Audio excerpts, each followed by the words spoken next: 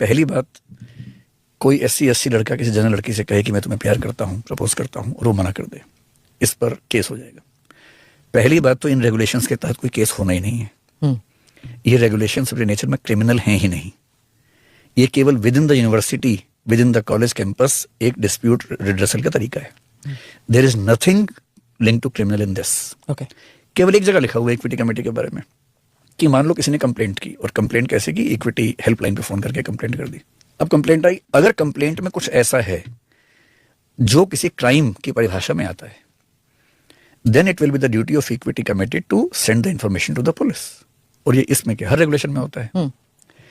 आपको पता है कि हमारे कॉन्स्टिट्यूशन में आर्टिकल 17 एबोलिशन ऑफ अनटचेबिलिटी की बात करता है, अस्पृश्यता समाप्त करता है। एक मूर्ख आदमी ने कर्नाटक में एक बार एक केस किया। कॉलेज में गया, एक लड़की को उसने हैंडशेक करने के लिए हाथ दिया, लड़की ने हाथ मिलाने से मना कर दिया।